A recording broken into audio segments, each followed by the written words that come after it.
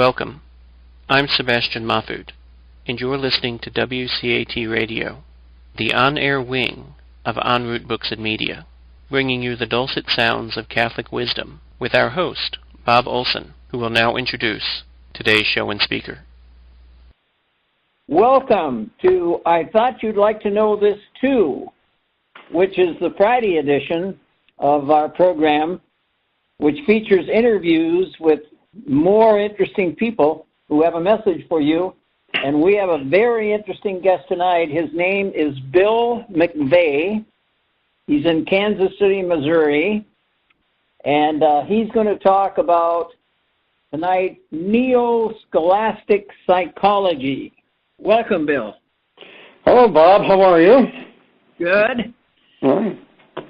And Sebastian said that we should talk a little bit about hockey before we start, because I was a college hockey broadcaster for 35 years up in Upper Michigan, and you are originally from Canada. Yeah, I came to the States 42 years ago, and I had to learn how to speak American. Excuse me, Bob. I had to learn how to speak American, and which meant I had to stop saying oot and the oot and the boot and you know and all that kind of stuff. But and I had to develop a Midwestern drawl after I got married. So I haven't been watching that much hockey. I lost the habit, but I was a big hockey fan in Canada when I was a kid. And well, didn't you grow up in Toronto? Yeah, I went to the University of Toronto, and then I went to St. Paul's University in Ottawa, Canada. And then I went to the University of Wilfrid Laurier University in Waterloo, Kitchener, Ontario. But as I told you before, the big thing in Canada was everybody used to get dressed up. I mean, the business guys would put their best suits and fedoras on, and in those days ladies still wore fur coats, so they put their expensive fur coats on. And they would go to Maple Leaf Gardens to watch hockey. It was the big social event of the week. And everybody in Canada would sit beside their radio listening to, I think, the greatest sports announcer ever. He was the original Foster Hewitt. His son eventually became the sports announcer, Foster Hewitt. Hockey night. Yeah. And I can still hear his voice. I can still hear it after all these years. I'm 74 now, announcing the hockey game, and my dad and my uncles, we'd all sit around together, and they'd have a beer, and I'd have a Coke and a chocolate bar, and it was just, it glued all of Canada together. And of course, the thing I can remember most is when they had that tournament, the challenge match between the Canadians and the Russians. It went on for about 2 weeks, and in the final game, all of Canada, everything stopped for that final game. It was a Canadian that scored the winning goal. It was a Toronto Maple Leafs, right? It was the biggest thing ever in Canada. It was. But the other hockey game I remember is the game when the Americans won the Olympics, and nobody thought that was possible. It was just right. That was extraordinary. Well, they beat the Russians, and then they beat the Finns for the championship. I was out in Denver broadcasting a college game, and I was listening to it on the radio. It was so exciting. It was so exciting. Prior to that, the Canadians didn't even think that Americans knew how to put a pair of hockey skates on. Exactly. Exactly. But I had a program on this morning. It's called The Open Door, and it's with a bunch of philosophy professors from around the country. And they found out that I was a hockey broadcaster, and so I gave them that old joke. I don't know if you remember it. I went to watch a fight one time. I went to a prize fight one time, and a hockey game broke out. You remember that one? I remember it. I remember that joke. I think I had a classmate. His name was Pat Quinn. I went to high school with Pat. We lived in the same neighborhood. He became the manager for the Vancouver hockey team. And Pat was known as the enforcer on the Toronto Maple Leafs. And, and Pat Quinn was always getting, Pat would get in fights and he'd get tossed out of the game. I think I told you this. And one day Pat got thrown out of the game early. And Pat had a great sense of, he was a great, big, practical joker. And he went into the locker room. In those days, there were no face masks or anything, or anything like that. And all the guys had false teeth, okay? So yeah. Oh, yeah, that's sense of humor. He sits in the locker room with time to kill. And he looks around and sees all the false teeth in the glasses of the hockey players. And so he mixed up all the false teeth and got out of the building, and they're still trying to kill him for that over the years, you know? Oh, yeah. You know, I love hockey players because they're so down to earth. You know, Canadian hockey players are so down to earth. I broadcast for 35 years, and most of our players were Canadians, of course. Mm-hmm. And they're just great people, you know? And they have a great sense of humor. Of course, hockey players, they have to laugh because they've got so much pain. You know, I mean, every part of it has been broken at some time or other. Mm-hmm.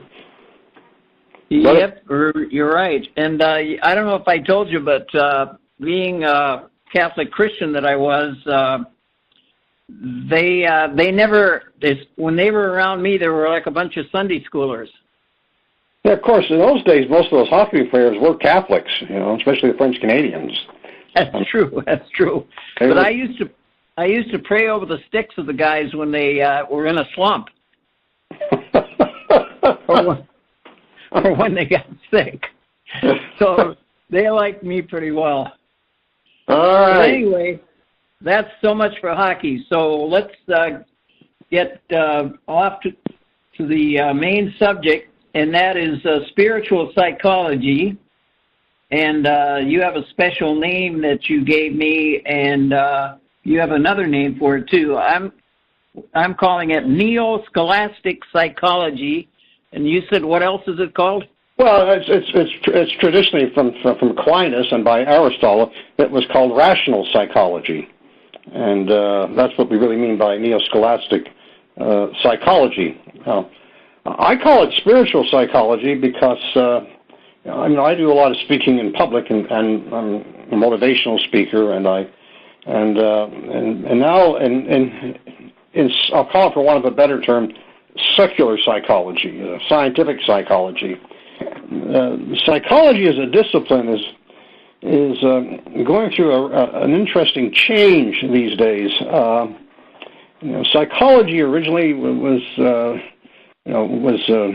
really studying the nature of the brain, and then when Freud came along and the medical profession began to develop the discipline of psychiatry, psychology took the twist of testing people for things like intelligence or testing people for mental health dysfunctionality. And so we began to see psychology as really not so much a study of health, of mental health or spiritual health, but of psychological dysfunctionality, neurosis and psychosis. And that was eventually changed to the handbook that psychiatrists use, or testing psychologists use, of all the different mental health problems or mental health, like there's various types of schizophrenia, borderline disorders, and so forth. So that's about human dysfunctionality. Well, then psychology about 10, 15 years ago began to move in an area called positive psychology, where you were testing and studying what makes people happy, what makes the human person function well. And from springing off from positive psychology, now they have developed what they call the study of spiritual psychology. It's very big at the University of Columbia. Matter of fact, there's now a standard handbook for spiritual psychology. So now what you have are people who aren't necessarily Christian or Catholic. Some of them are, and some of them aren't, but they're empirical psychologists who empirically study what the nature of spirituality is, and that's spiritual psychology. But really, when I speak to groups of people and I preach at churches, what I'm really talking about is the rational psychology of St. Thomas, and that was the psychology that was taught in Catholic universities really up until Vatican II. And for all intents and purposes, after Vatican II, it disappeared from the curriculum of the psychology departments, and now rational psychology, it really isn't taught anywhere in Catholic universities that I can find. And what's even more interesting is I don't think it's even taught in Catholic seminaries, and it used to be that almost everybody, prior to Vatican II, got a pretty thorough, in-depth understanding of the breadth of Aquinas, and one of the sub-disciplines of Aquinas they would study would be his rational psychology. So I, with some other people, what's called the Adler-Aquinas Institute of Leadership, we have gone back to really the beginnings of, Pope Leo the 13th, and he was the one that had, wanted to return to a strong foundation, an underpinning in Catholicism of scholastic philosophy, which is the philosophy of Thomas Aquinas as the philosophy that gave the metaphysical heft to Catholicism, and that was taught in all seminaries and Catholic universities, especially Thomistic metaphysics was really the heft that sustained Catholic theology. But after Vatican II, it was decided at Vatican II that Thomistic theology would no longer be the main foundation, philosophical foundation, and so it was kind of Katie barred the door ever since the 60s and coming up to the present day. So, and one of the things that lost in that was really the brilliance of rational psychology of Thomas. And the reason I got back to Aquinas, and I'm not a Catholic, I'm an Episcopalian, a conservative Episcopalian, I'm an Anglican, and I went back there because of all the things that are happening in psychology today, and psychology looking for a new foundation. I couldn't find it anywhere, and I had to go back to classical philosophy, which for me was Aristotle and Thomas Aquinas. And so I'm presently, I retired this year, and I'm now studying, doing a doctoral dissertation at Abad Oliva University in Barcelona, which is one of the few universities in the world that is still very, very dedicated to the relationship of Thomas Aquinas, Thomistic philosophy and psychology. And I'm really trying to, with some other people, we call it, give rebirth to rational psychology. And that's kind of a long answer, but you call it spiritual psychology. But what I read and teach and believe in is the rational psychology of Thomas Aquinas, and it really is an Aristotelian Thomistic philosophy that is, I think, a much more solid foundation for understanding human nature than many other forms of psychology. So, now, why has this lost favor so drastically? I beg your pardon, Bob. I didn't hear you quite. Why has this rational psychology disappeared?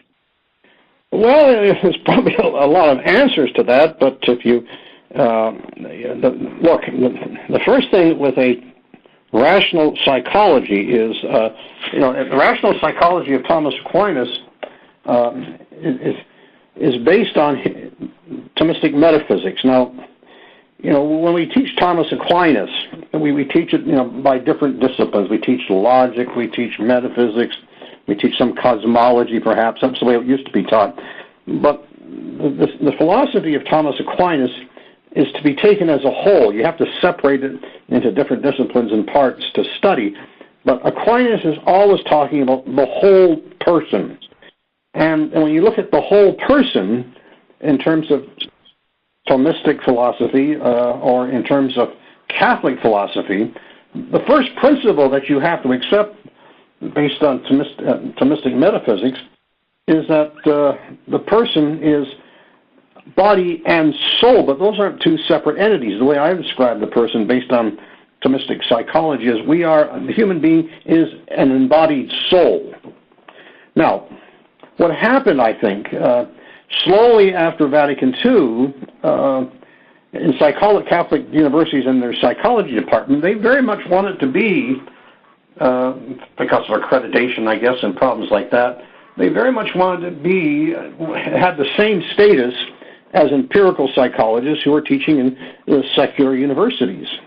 And the Catholic philosophy and theology, I think for about 20, 30 years after, especially 20 years after Vatican II, went into a wild search replace Thomistic theology, because I think up until Vatican II, even though the Church was still teaching rational psychology and Thomistic psychology, it was being taught very poorly. It was being taught sort of out of we at the Aquinas School of Leadership call it a manual Thomism. You memorize definitions, you memorize principles, then you regurgitated them and gave them back on the exam.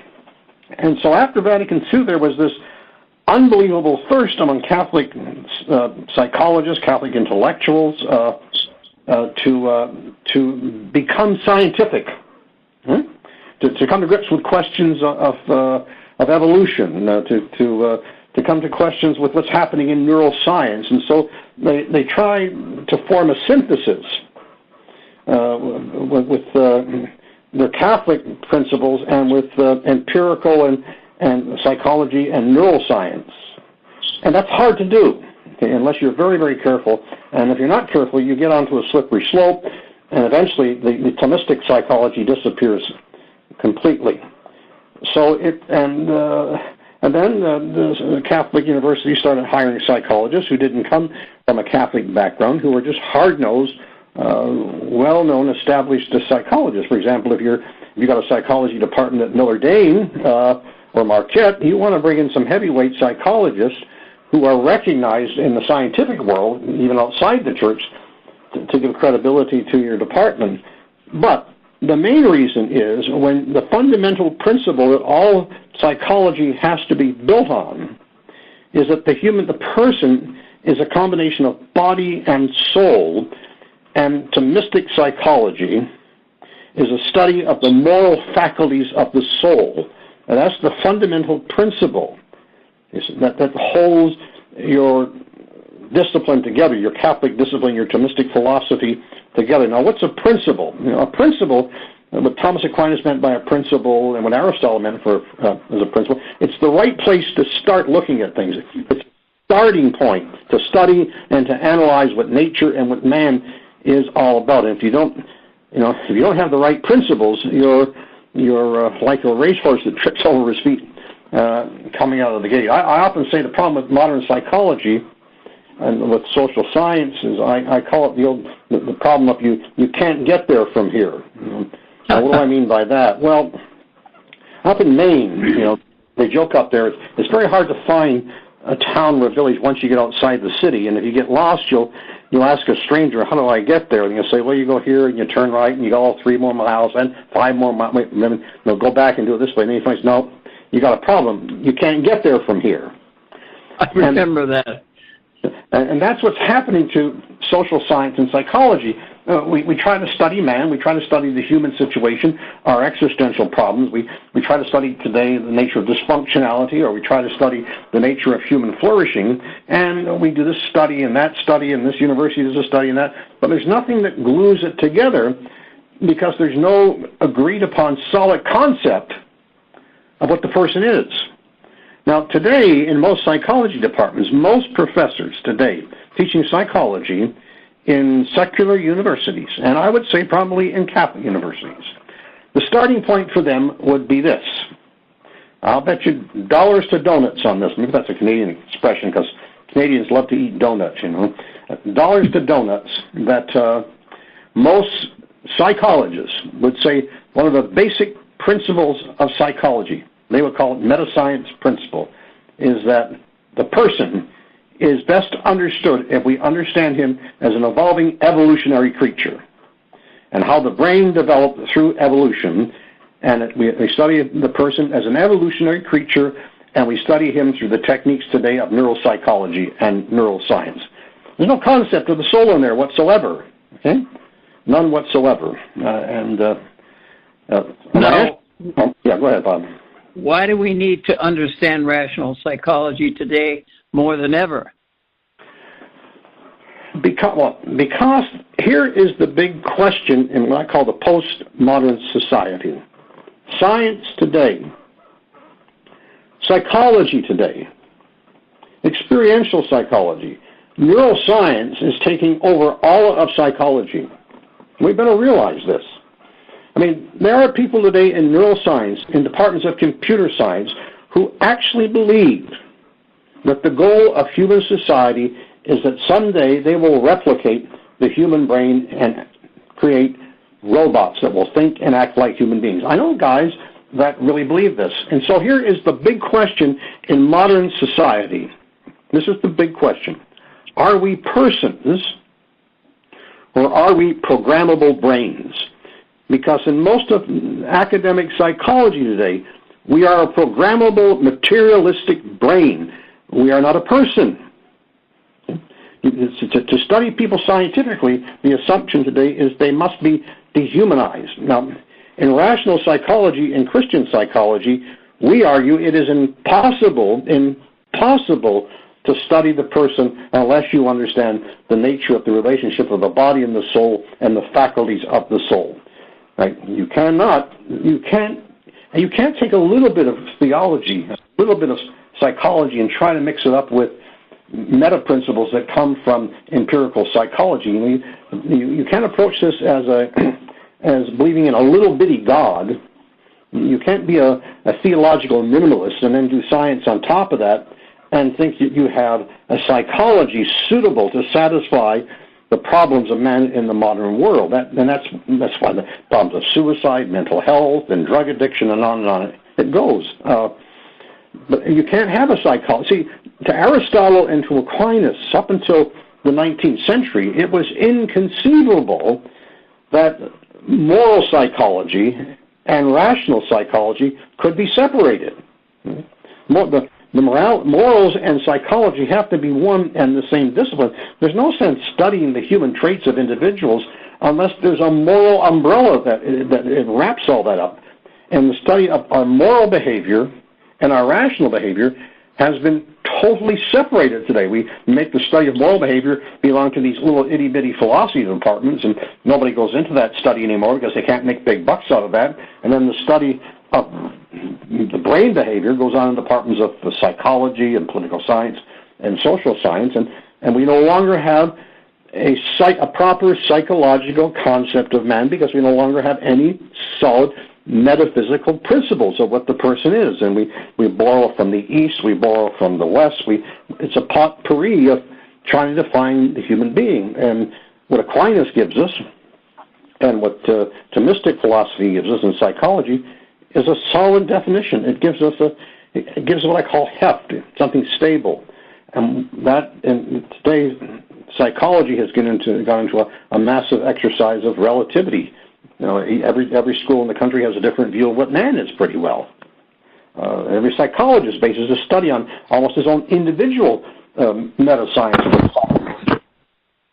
So we are in this age of what they call in the postmodern cycle radical deconstructionism. So when you take the soul out of it, there's nothing left. We are just a programmable brain. That's what's going on today. We are a brain that can be best treated through cognitive reprogramming and through, doctors giving us drugs to calm us down, to handle our neurosis. We're a chemical problem today in medicine and in psychology. We are a chemical problem. We are not a person with a soul. And rational psychology is the antithesis of all that. And that was I was interviewing a girl at Holy Apostles College and Seminary a couple of weeks ago, and she was in a secular college for a while, and she said all they dealt with was matter, never in anything, just never the soul. They don't believe in the soul. They don't believe in it. If you wanted to get a master's or a doctorate degree in a secular college and you wanted to talk about the soul, you'd never graduate. They would. I'll give you an example. I did a master's degree at the University in Canada. I'll give you the name, Wilfrid Laurier University. Mm-hmm. It was a program in psychology, and I took some courses in the sociology department, and I had to take statistics and the whole thing. And I got called in by the head of the department just before I did my thesis. They had looked at the thesis, and this guy said, it was Dr. Fisher, and he said, Bill, you're a very bright student, and you could have a good career, but we think you may have, this is in the 70s. Wow. He said, now we think you may, but there may be a few mental issues and personality things you have to work out. And I said, what are they? He said, well, this constant constant theological hang-up you have about the soul that you're letting it leak into your thesis. Now, this was in the Soviet Union, you see, where you would go to prison for believing in God. This was at a mainline university. That there were too many biases in my master's thesis when I was writing about behavior towards ultimates. Okay? I wasn't materialistic enough. They didn't say atheist or agnostic. They just said this isn't really science, Bill. This is kind of poetic. Now, that was where it's a little poetic, and maybe you should take a few months off before you submit your thesis and maybe relook at it again. And I got it through, but with great controversy, and because I had one strong person on my dissertation committee, I would never have got through. That's why I never got a chance to. I never went on to doctoral studies because I got out of the academic world because I was fed up with it, and so that's what I'm doing now in Abba Oliva after 40 years. Finally finishing up and writing, I found a place where I can finish up my research in rational psychology and Thomistic psychology, and I feel like I'm 35 years of age again. It's exciting stuff. I mean, it puts everything together. This is online, right? This is online? Yeah. It's online, and my advisor, Dr. Redpath, is here in the States, and I'll have to go over there for the thesis, but it's all a PhD program, and so I'm just writing and research. I have two advisors, so I worked it through. That's where I met. I really came in contact with it through Holy Apostles. I had a couple of papers, and they said, "Why don't you finish it up?" So there aren't many people writing on rational psychology, so I sort of I'm dedicating my final days of life to St. Thomas, spreading his word. So it's safe at this university that you're working with now? Oh, Alba Oliva is a Catholic university, and it's also a pontifical school. Mm-hmm. Safe. Great place. I think I told you when I was talking to you the other day, before just talking about the interview, I interviewed Dr. Redpath. Yeah, he's my advisor. It was so exciting talking to him about these things. He was more excited in that interview than I would get during the hockey games, broadcasting. Yeah, he's a great guy. I met him. He was so exciting, and I hear the same thing coming from you. You're on fire. I often say to Redpath, you ruined my life. I was ready to retire and just play golf, go to the gym, and travel a little bit. And here I am at 74 writing a doctoral dissertation. Peter, you ruined my retirement. That's right. And I know you talk about. I know you talk about the epidemic of depression and the need for a spiritual awakening among teens. Maybe you could elaborate on that. Right now this comes from the spiritual psychology people who are not Thomists, but they have redefined a new issue, a new type of dysfunctionality called adolescent depression. And based on the new definition, I think it's a valid definition. They estimate that at some time in the life of any adolescent, there will be somewhere between 35 to 45% will suffer from very mild to chronic depression. Okay? And some will not come out of it until they're in their 30s. Many will. In most cases, in all cases, the kids, the teenagers who had some type of an early Christian formation or spiritual formation, at some point to come out of that depression will have to fall back on those spiritual resources that got them into it. Now, you must understand when a child, when you go from childhood to adolescency, you know how hard it is to put up with pre-adolescents. They start getting moody. They're not the cute little grandchildren that you used to have. They are going through, in their brain, a surge of new neurons. It's a pruning stage. Old neurons are passed away, and the brain is putting in new neural pathways. Now, what does that mean? Here's the best way to describe it. Imagine that you were living in a small village in Africa, and all of a sudden you were kidnapped and blindfolded, and then immediately the next day you were dropped in downtown Manhattan. Sounds, sights, horns beeping, with cops blowing whistles, different languages, different clothes. Your brain would be so stimulated and alive, you would be confused, okay? And rushing here and rushing there.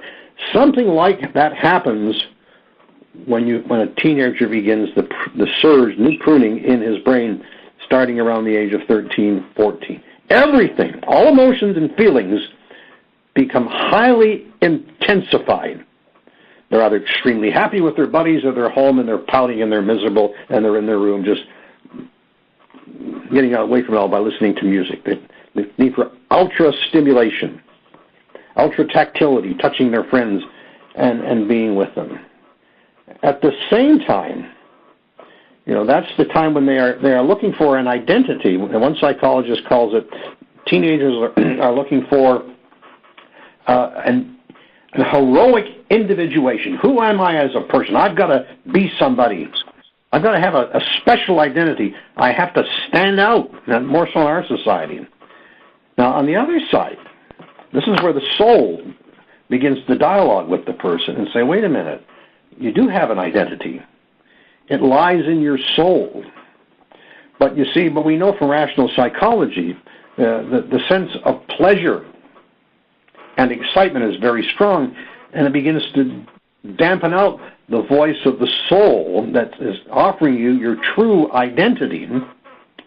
And that won't happen unless the adolescent begins to get into the proper spiritual environment, has the proper spiritual experiences and the resources to fall upon.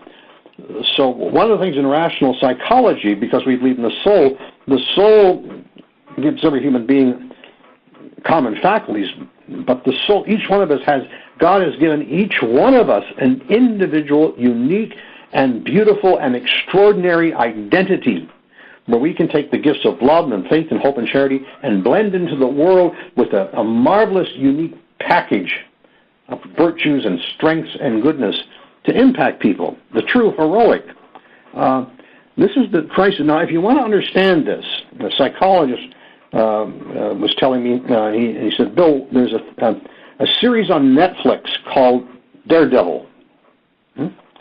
And the heroic comic books are important, the Daredevil. Now, it's rough in some ways, the language isn't the best, but basically, Daredevil, it's about a priest in there, and a guy who wants to be the hero saving the city called Hell's Kitchen, and there's this business tyrant in the city called Winston who represents the devil. No, I can't get into the whole thing. It's called Daredevil on Netflix. But it's a real good study about this. He's an attorney and he's blind, and he's struggling to become the superhero of goodness, but he's trying to do it on his own without the powers of his soul to confront evil and difficulty.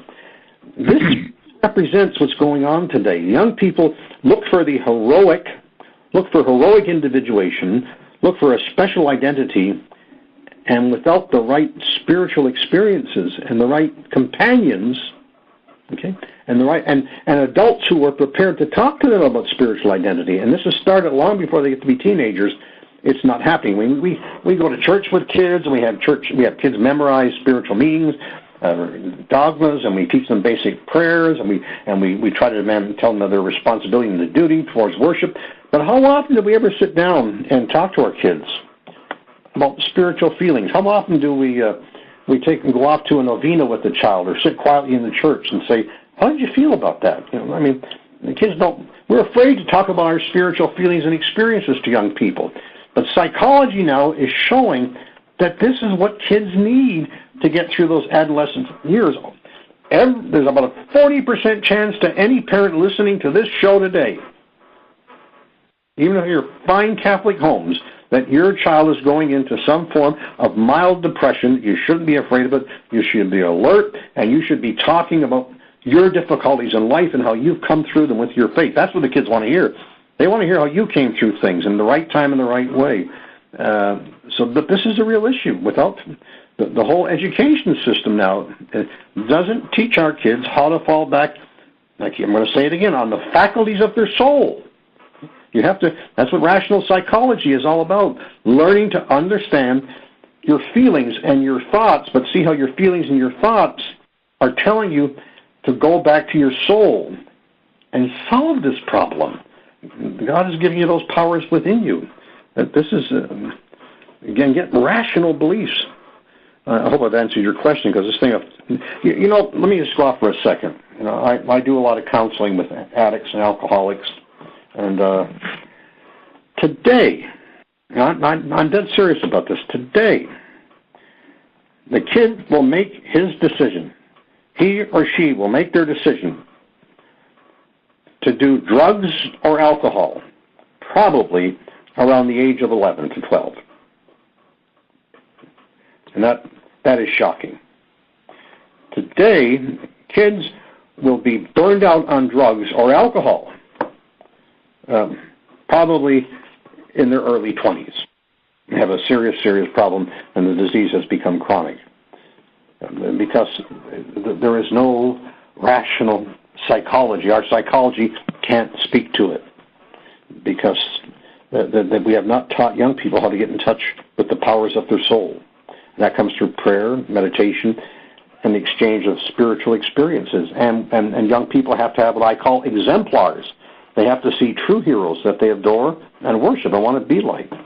And so, did I answer your question, Bob? Yeah, I ran into a seminarian a year ago or so, and he said that his parents, when they went to Mass, they would take him with them, and they would take him to adoration with them. Perfect. When he was 4 years old, and they would sit in adoration. And he said he feels that that's one of the main things that's causing him to be a seminarian today and become a priest. Sure it is. He's got his heroic individuation. He's going to be a hero for Christ. You see, right. Heroic. You see, the heroic is being pursued. I'll give you another story. I was talking to an Episcopal priest. He's in his 70s. And he says, I've had a good life in my priesthood. I'm retired. I've had some difficult times, and my wife right now, she's suffering from early forms of dementia. But he said, I've got my strength in my faith. And he said, and we're talking about this with adolescents. He said, you're right, Bill. My dad was the rector. My father was an Episcopal priest, and he was the rector of a small church. And we were preparing for confirmation. My dad was the one who was going to prepare my sister and I for confirmation himself. And we used to go up to the bedroom at night, and the three of us sitting in the bed together. My dad would take out the confirmation instruction book, and he would go through the lessons with us himself. But as he was going through the lessons, he would discuss his life and where the virtues and the gifts of confirmation, the gifts of the Holy Spirit got him through when he had trouble paying his bill, or when he was having problems in the parish, and when he was, doubtful about his priesthood, and when he was really cut out for this. He said he shared all these intimate stories and his love for Christ and how he came into the priesthood and so forth as he was giving us our instructions on confirmation. And he says, till this day, I can remember every lesson, but I can remember every experience from his heart that he shared with us. Now listen to that line. Every experience from his heart that he shared with us about his faith. That's what I mean by that. Beautiful. Kids have to have a spiritual environment. Parents have to share their spiritual heart. Now, you don't lecture to share your spiritual heart. They have to see your heart. You know what I mean? Mother Teresa didn't give a lot of examples. We saw her heart. We saw her soul. You have to see people's soul. And we have this. Jesus. What is rational psychology all about? I'll make it simple. Jesus has to have skin. You have to touch him. Mm-hmm. And you have to discover yourself. Jesus has to have skin in this. And I call it, in my dissertation, I call it rational sensing psychology.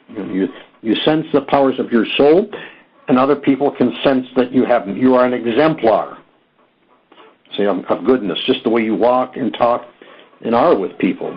And What are our young people telling us? People go to church and they come out on Sunday and they don't look any different than anybody else. I mean, it's like Pope Francis said, people go to church and they come out looking like they've just been to a funeral. Yeah, that's right. Their souls aren't alive. I mean, that's right. I like that. Their souls aren't alive. No. Your soul's got to be on fire. That's what the sacraments are about. I make it very simple. They have to be inflamed. And, you come out there looking like you're bored, that's not going to speak to young people. I'd get depressed, too, if that's all it was. Really? Well, this, I have to tell you, when you mentioned the Episcopal priest, I have to tell you this story. Mm-hmm. I was in a conference. We used to have these conferences called the Holy Spirit conferences. We had them every 4 years. One was in New Orleans. There was one in Indianapolis and so forth. And there was about 50 denominations represented. And I was sitting in the morning. We were having a little morning prayer. And I was sitting next to this wife of an Episcopal priest, okay? And she was telling me about her in the town they lived where there was a Catholic priest, and he had the same name. I think their last name was Thompson, okay? Mm-hmm. So one day, they're in the bookstore. This priest, the Catholic priest, Father Thompson, was in the bookstore, and he got a phone call, and they put it on the Episcopal priest got the call, Father Thompson, and they put it on the loudspeaking system. They said, "Father Thompson, your wife is on the phone." I just had to share that story with you because it was just so cute, That's funny.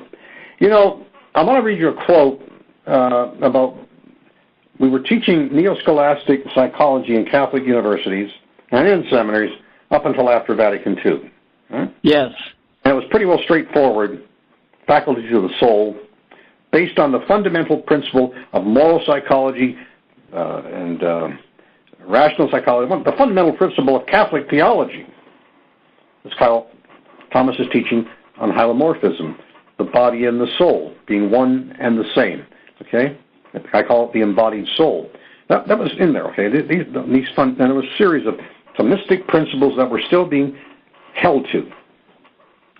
Now, I'm not going to say who this priest was. He was a Jesuit, very scholarly, highly well-known Jesuit in Europe after Vatican II. I'm not saying pros or cons about Vatican II. I'm not. But this is what he said after Vatican II, when the gates had been opened. The gates had opened up to look at psychology in a not so strongly Catholic way. All right. And here's what he said. And it sounded very nice and appealing to a lot of people. Finally, I would like to raise the question how a return from an exclusively secularistic orientation to a Christian orientation could be achieved. So he was assuming there that Thomistic Catholic rational psychology had totally separated us from the real world, had no application whatsoever. That's the assumption behind that statement. Okay? So let me finish. Okay. Achieve, whether by introduction of some model or by use of a conceptual framework such as Thomistic, which will emphasize the dependence of man on his creator, or should there perhaps be a much more fundamental reorientation in the basic attitudes of those psychologists who will call themselves Christians? So Christian psychologists have to go through a whole change of attitude away from strict Thomism. That's what he was saying. Should not such a reorientation consist in approaching the human person in a different way, in following Christ's example by teaching the human being as a person, a brother, and a fellow creature? In other words, should not the I-thou relationship be made the basis of psychology? Now that sounds good in a sense, but what he's really saying is we no longer need a Thomistic foundation to have a Catholic theology or a Catholic moral theology. It is based strictly on an existential foundation, and he's basically talking about the foundation of Martin Buber. Now, and Kierkegaard, the other one probably. Jacques Maritain, he talked about a Catholic existentialism. Pope John Paul, he was a Thomist, and he said one of the problems with Aquinas is that there was no concept of the person there. Okay, so he said we have to get into what he called more into existential phenomenology. And he was very influenced by Husserl. But I get nervous about that kind of thinking because what I just read was wrong. You see, you can't desert. Once you desert the foundation of Aquinas, the rational psychology of Aquinas, and go into psychology, you end up trying to understand the brain. You end up trying to understand existence and the identity of our existence without the soul. You have gone down a slippery slope, and then you wake up and say, why aren't we interesting anymore? Bob, I spent about 20 years in business. I was president of a company. I was a vice president of a market research firm. And the first thing that you have to attract customers, if I use that language, is you have to have something unique that nobody else has, then it has to be dynamic and exciting. And if you're just one with somebody else, comes to your parking lot. And so with a sentence like I just read there, we just became like everybody else. But the soul, and the way Catholic philosophy understands the soul, to me, like Redpath would say the same thing, it is so unique, beautiful, and powerful that if we just do it the right way, people will come to our parking lot and kick the tires.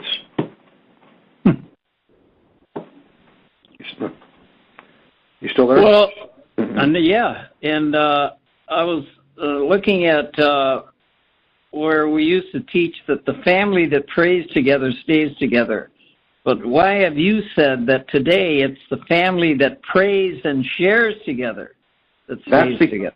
Now finding out how important it is for children, not just to pray, say prayers, but for you to share your spirituality with them, your soul. Why is it your favorite prayer? They have to see they don't have to see statues and books and Bibles run out. They have to see you using it. They have to see when you weep, when you laugh, when you cry, and it's when they're young.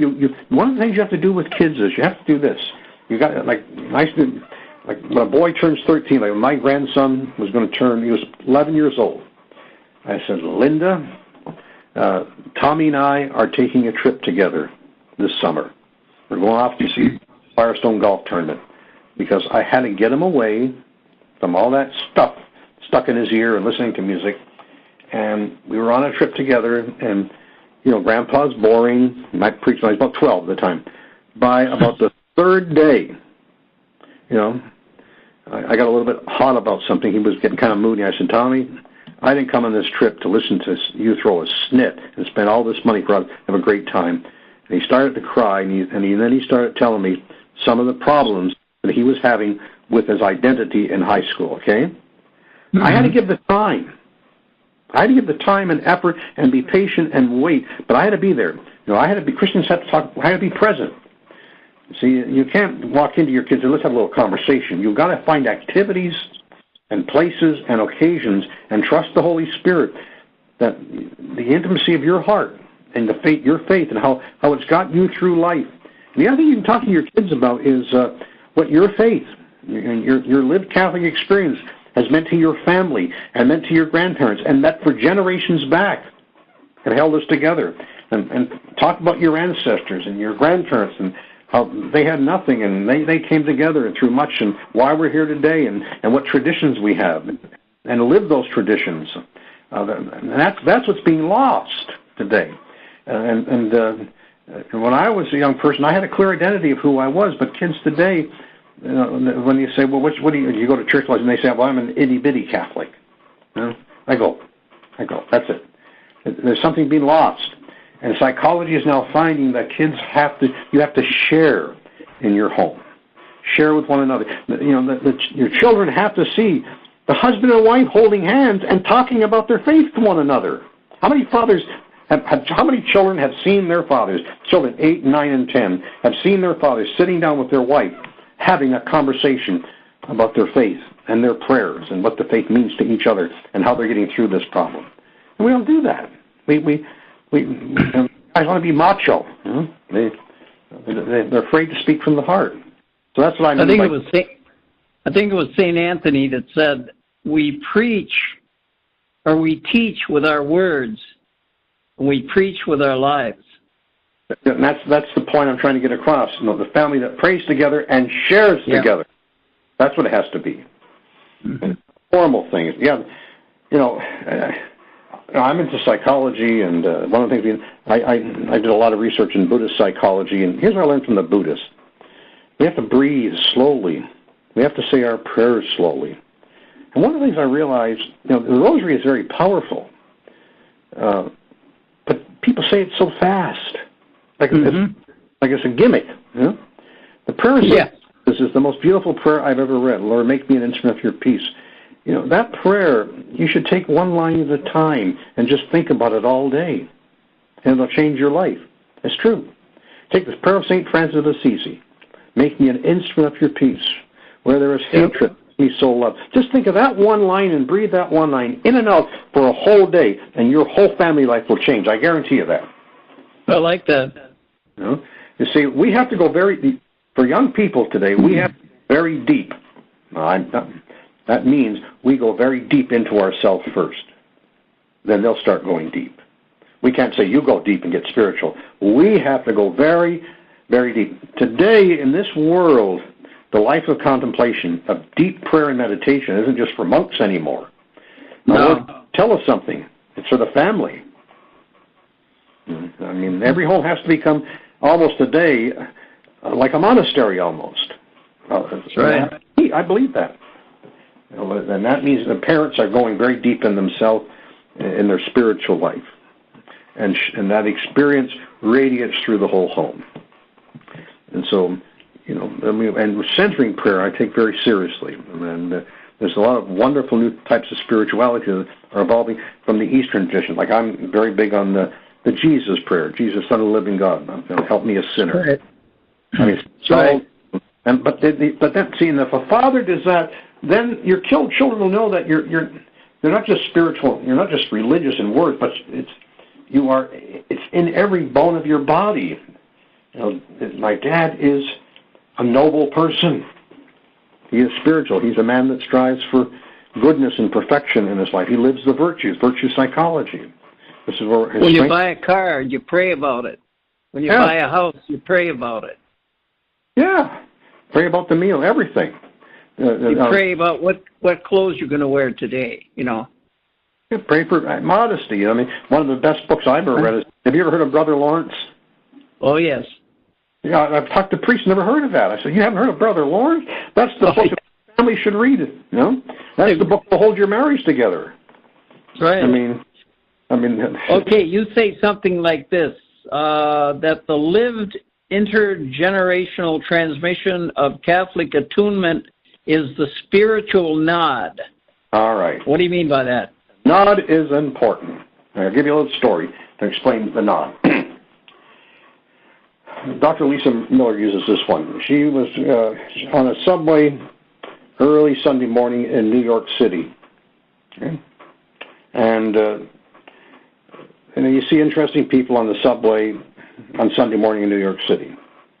You see people are going to church, and you see derelicts and street people. And there was a man sitting there, and he had a sack from McDonald's or someplace, and it had a sandwich in it. And everybody came out of the subway, he would scream at them, "You want some of my sandwich?" He was a rubby, drunk.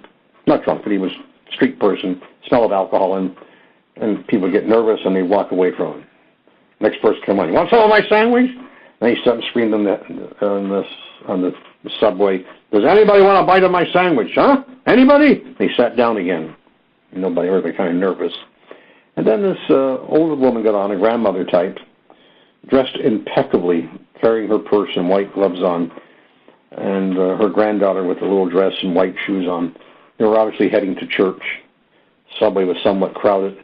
And she looked around and she saw that the seats beside this homeless person offering people a bite of the sandwich and screaming, there was nobody sitting there. And so she sat down. And the guy said to her right away, "You want some of my sandwich, lady?" And she said, "Oh, no, thank you. My my granddaughter and I have already eaten before we left, but thank you for offering anyway. Do enjoy your meal. And then he said in a quieter voice, you sure you don't want some of my sandwich? Oh, no, thank you. No, we're fine. We've eaten, thank you. Enjoy. And he spoke quietly and ate. Then she and her granddaughter got up to leave. And he said once again, you sure you don't want to take some of my sandwich with you? And she said, no, but thank you for offering so much, and I really appreciate your generosity. And then she nodded to her granddaughter. Nodded. You notice the word nodded. And her granddaughter nodded to her. And the granddaughter, who was probably about 12 years old, said to the man, thank you very much for offering us some of your sandwich. Thank you very much. And they left. Dr. Miller says, the nod. You see? There was an attunement, a relationship between the granddaughter and the grandmother. Mm-hmm. Right, and the spiritual thing to do. She lived. See, she and her grandmother were one in faith and spirituality. They were attuned. The grandmother nodded, and she nodded. You see? Right. That's what I mean by the nod. Do you have the nod with your children about your faith? Can you nod, and when your kids nod, of how important the Eucharist is to you, of how important love and kindness to other people is? You don't have to say anything. They say, that's just the way that Grandma is. That's just the way that Dad is. When he nods, it means we have to do the right thing because it's just right, and it's the loving thing to do. We are spiritually attuned to the nod. Is that clear what I'm saying? I like it. I know I've experienced some of that with my children. I have 5 daughters. Mm-hmm. And I know that comes up from time to time. You know, that they appreciated the nod. Yeah, the nod is essential. That's a sign that you're making great progress as a parent. And I'm going to pray for you because you had 5 girls. I had 3, so you're probably going to get to heaven faster than I am. It's very difficult. You know?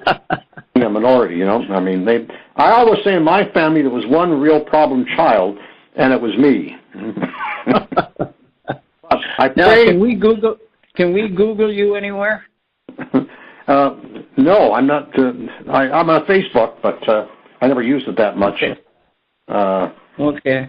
I'm kind of hiding in the basement because, you know, I'm 74, and I don't have a lot of time left, so I got to get this doctorate finished so I can go out in the world and start talking about St. Thomas, and I want to do some writing after that. But, you know, when people say to me, hey, Bill, it's all older people that go to church these days, and I say, yes, it is, because they're cramming for final exams. And so I'm cramming for my finals right now. But since Sebastian can get a hold of me, but I do most of my stuff by email. I'm not a big social media guy because I'm doing a lot of research and a lot of writing, and I can't. I'm dedicating my days to my family and to St. Thomas. And I play golf, and I've got a lot of old sports injuries where there isn't any part of my body that hasn't been injured over the years. So the arthritis, you know. So. I had a family in high school. There were 2 boys, and they both played basketball. Mm-hmm. Their names were McVey. They were from Illinois. Mm-hmm. We spelled it M-C-V-E-Y. But M-C-V-E-Y. That's the same way they spelled it. Oh, it might be a distant relative. Yeah, but I never know. My sport in college was. I was on the university judo team, and I kept coaching it. And I participated right up until my 50s, so I got that's a full contact sport, so it's like rugby almost. So I'm banged up, and it was great. But when you get older, all those sports injuries, yeah, they turn into arthritis. So now I play full contact golf, and I play in the seniors league. And they're all burned out athletes. They're all like me. Every part of their body is really, but it's great. You know? Well, I played sports, but I wasn't that successful because I was small, but I was slow. You know, I was small, but I was slow. You know how they say, I was small, but I was fast. Yeah, but you're small and slow. Well, you know, I got an adopted grandson, and all my other kids are tall, natural-born kids, but Josh is short and he's got a lot of Latino blood in him. but but he loves hockey. He's got that low center of gravity, and he's got strong shoulders. And so I prayed after having 3 daughters, and I loved my daughters dearly, but I prayed for grandsons, and I got 2 grandsons, and Tommy's growing now, he's 18, and Tommy's 6'4", got a 32-inch waist, and my granddaughters are all tall, and so now I am becoming the shortest one in the family. I'm getting shorter as I get older, and and they're all getting taller, so it's really kind of freaks me out, but we've got the nod going, I think. I'm glad you know what I mean by the nod, the existential nod. Oh, yeah, I love it. I love that. I never heard it said that way before. It's but important. I love it. Yeah, I mean, it has tremendous meaning. But the thing I liked about hockey too is that everything is spontaneous. They try to set up plays and that, but you have to think on your skates. Like they say, think on your feet. You got to think on your skates. Oh, it's so fast too. Okay. Yeah, and it's almost completely spontaneous. Wayne Gretzky said though. And they asked why he was such a great hockey player. He said, "I don't know what it is, but I just know where the puck is going." Yeah, he could see the whole ice. Yeah, he could. That's what makes a great hockey player. Nice man. And it's a gift. And my friend Pat Quinn, he was just a big defenseman. He didn't have that skill, so he played defense. Then he was the enforcer, but he turned out to be a great coach, great manager. So, which is a different set of skills. And that's one of the things we're studying at the Aquinas School of Leadership, the psychology of leadership, and that's a big thing at the Adler School of Leadership. And that's what I'm doing my dissertation on: is the nature of leadership and virtue. And, now, are you thinking about writing a book? Well, after the dissertation, as I am, I'll write a book more accessible for lay people. So, because Sebastian has me interviewing mostly people that have written books. That's why, I had Dr. Redpath, and it's been fantastic. I mean, meeting all these people. Tell Dr. Redpath I'm still excited from his talk. I will. Okay. Hopefully, I'll meet you guys one of these days. We will meet. So I will talk to Redpath, and I want to get a copy of this radio show because there's other guys from the Aquinas School of Leadership I want to hear and get them excited. We can get some of them. Wonderful. So, Father in heaven, we just thank you and praise you for this wonderful time together with Bill McVey. And, Lord, we ask that you give him all the tools that he needs to get that doctorate and finish his work. And we ask that you continue to give him that enthusiasm and that excitement and just be with him in a very special way. And we pray this in Jesus' name. And everybody said, Amen. Amen. Well, if you don't mind, I've got a little prayer here from St. Thomas for the holiday season. I love it. I'm going to read this. This is from the Aquinas prayer book. And this prayer, what could fit each, is called, Let joys be joined to solemn feast. I like to read this, okay? Because I love St. Thomas. Good. Let joys be joined to solemn feasts. Let praises from the depths resound. Let old things pass. Make all things new. Let heart and voice and works abound. Recall the final evening meal when Christ did offer lamb and bread according to the ancient law from patriarchs inherited.